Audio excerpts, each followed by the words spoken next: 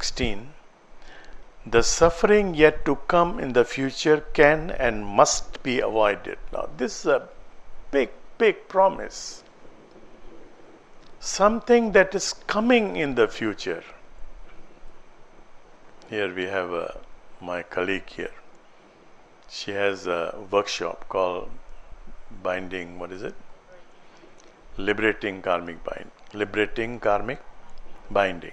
There are karmas which you have to bear the consequence of. You cannot do anything. There are certain karmas and you can detect it, you can find out what are these karmas that you have to bear. But there are karmas which have not sprouted yet. It's like those beans. If they are not sprouted yet, you can kill them. You can ensure that these beans do not sprout. Boil them, they won't sprout. So if you can get to your karmas at that level, the karmas which have not sprouted, you can avoid such karmas. And Patanjali is not only saying you can, he is saying you must. You can and you must avoid. This is the game. This is the game. So you are not left just like that. You have a certain ability within you, embedded ability, inherent ability to ensure that you can avoid karmas, the consequences of which are coming in distant future. 17. The cause of the suffering that can and is to be avoided is the confusion arising from some yoke or the meeting and correlation between the drashya or the seen and the drashta or the seer. These are coded, these are code formulas. So you have to decode them. What is the reason and how you can ensure that karmas which are coming, the fruits of which are coming in future, you can stop them? How? Disassociate. Samyog is association and viyog is disassociation. Disassociate between what is seen and the seer. My master used to say, look but don't see. Just look.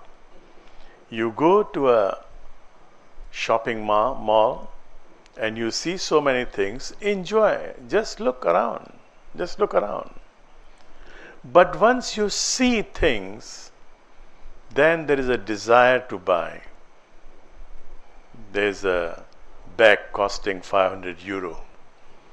And then you start thinking, how nice would it be if I can buy this bag of 500 euro?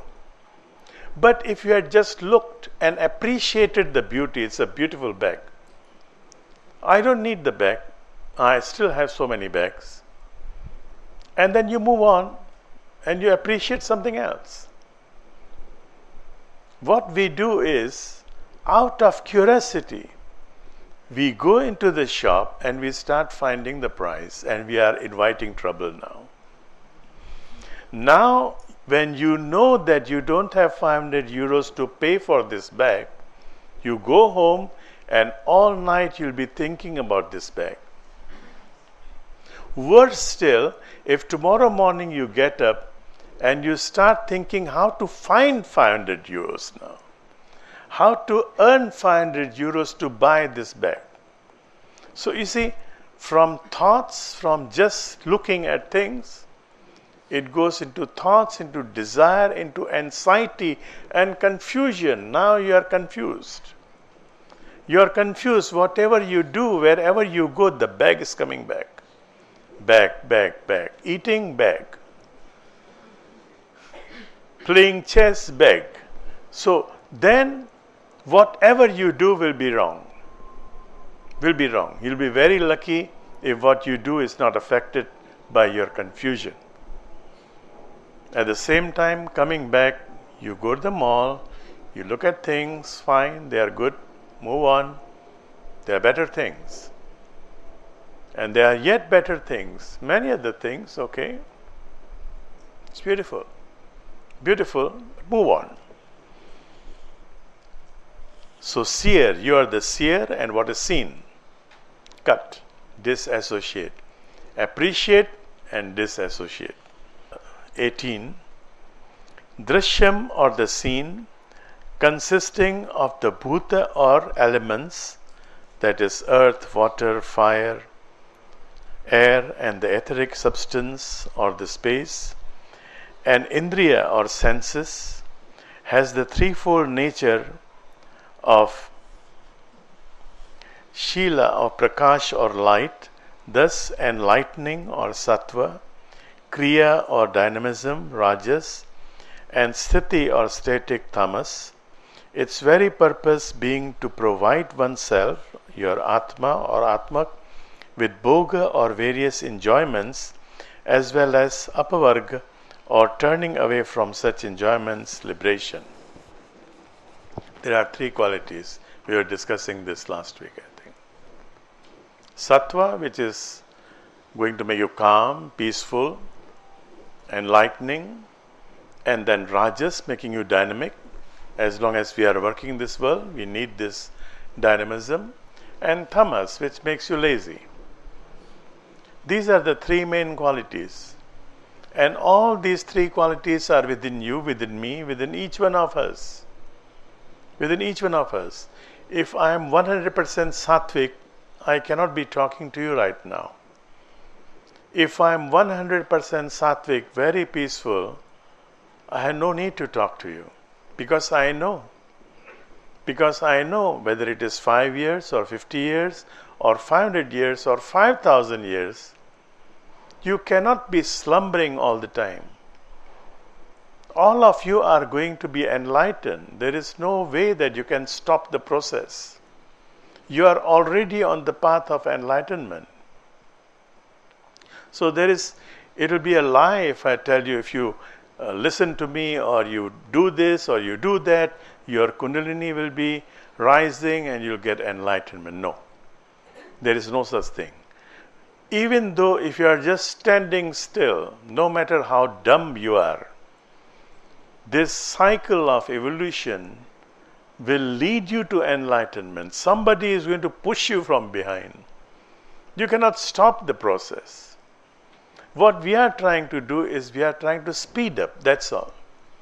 So if I am 100% sattvic, so calm, for me, 5 years, 50 years, 500 years or 5,000 years will make no difference. I'll be seeing you as potentially Buddha, potentially avatar, potentially enlightened, fully enlightened beings, and you are already in the process. So what am I to talk to you? I need some of the Rajas qualities to be able to talk to you. To be dynamic enough to have some energy to talk to you.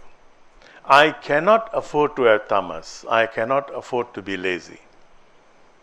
Sometime I'm not feeling well, I'm in my room and I'm not feeling well and I feel tonight maybe I don't go down.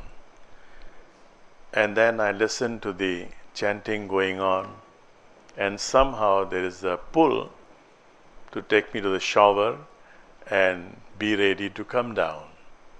If tamas was overwhelming at that point, I will listen to my senses. I am not feeling well.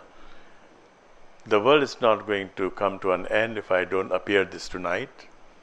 And I'll go back and sleep. So, I cannot afford to be tamasic. I cannot afford to be sattvic, 100%. I can afford to be sattvic, to be able to talk to you, but I need, at this point, I need rajas. I need dynamism.